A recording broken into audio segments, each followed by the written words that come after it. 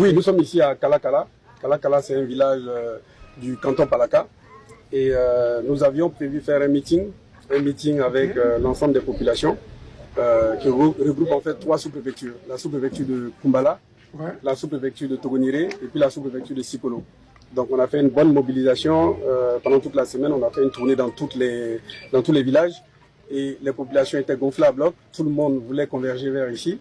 Mais malheureusement pour nous, depuis quelques jours, depuis 3 jours environ, il y a eu des menaces, je dirais même pas voilées, mais des menaces carrément ouvertes.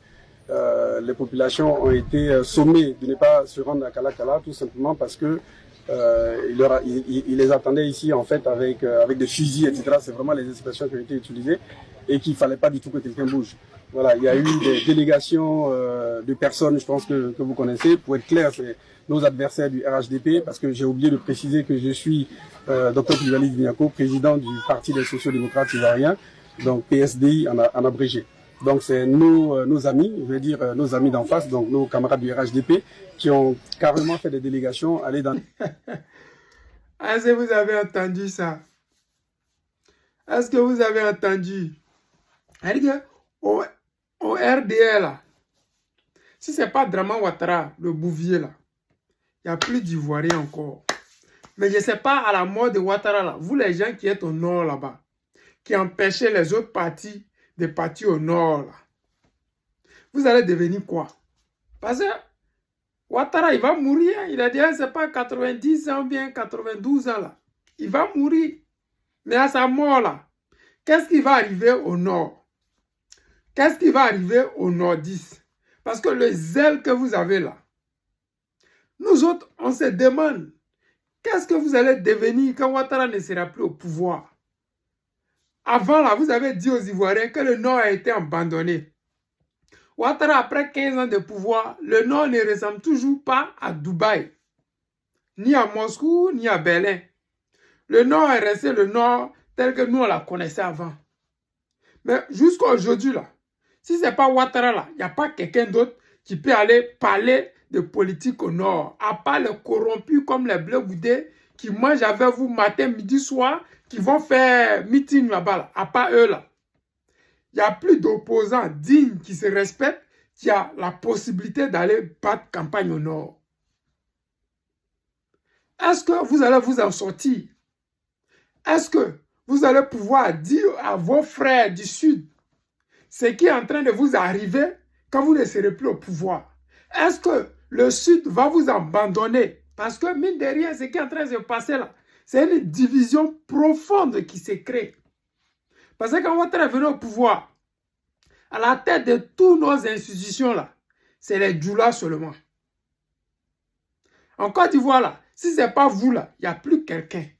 C'est-à-dire qu'il y a un groupe ethnique qui a pris le pouvoir, qui s'est tout accaparé, qui a commencé à même prendre nos terres au sud. C'est-à-dire qu'aujourd'hui, là, les Djouls sont propriétaires terriens au sud.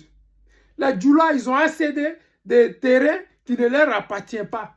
C'est-à-dire que nous, là, nos parents, ils ont attestation villageoise. Mais vous, les Djouls, vous avez accédé parce que c'est vous qui êtes au ministère. C'est vous qui savez. Mais quand vous allez perdre le pouvoir, là, qu'est-ce que vous allez devenir? Tous ces terrains que vous avez pris par la force, à la tête de toutes les institutions qu'on vous a mis par erreur ou bien par intérim, qu'est-ce que vous allez devenir? Parce que lui, là, c'est un fils du Nord. Ils avaient dit aux gens que oui, Soro Guillaume était trop pressé. Après, ils ont dit Ahmed Bakayoko était trop pressé. Gon Koulibaly était trop pressé. Aujourd'hui, là, lui, là, c'est un enfant du Nord. Ce n'est pas un Djoula, c'est un fils du Nord. Les gens ne veulent pas voir des enfants du Nord au pouvoir à part les étrangers.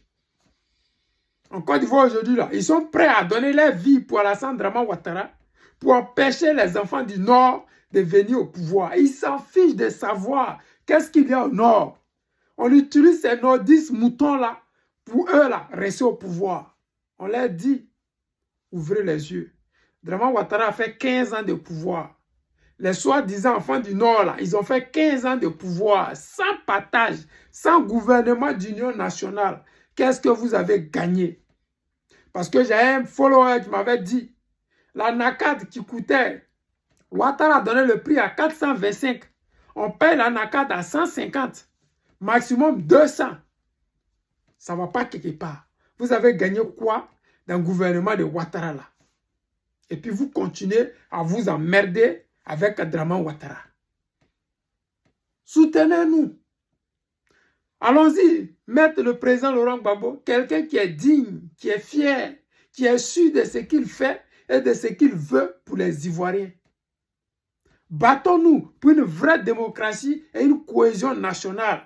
Parce qu'à la lieu où vous partez là, on ne sait plus maintenant qui est du Nord et puis qui est du là. On ne sait plus qui est Ivoirien de souche et puis qui ne l'est plus. Parce que si les enfants du Nord sont candidats contre Ouattara et puis ils ne peuvent pas même simplement battre campagne, ils ne peuvent même pas tenir un meeting au Nord. C'est-à-dire que le Nord, là, on va laisser ça dans vos mains. Et quand les autres peuples vont venir, les autres ethnies vont venir au pouvoir, ils vont vous laisser au Nord là-bas avec vos problèmes du Nord. Et vous allez savoir que la division que vous avez envoyée sur le règne de Dramane Ouattara, là, d'autres peuples peuvent le faire. Faites attention à ce que vous faites. Faites vraiment très attention. Parce que l'après Ouattara va vraiment faire pitié. Les amis, c'était le président Lota, l'ami des dirigeants qui se respectent. Je vous aime, je vous dis à tout à l'heure.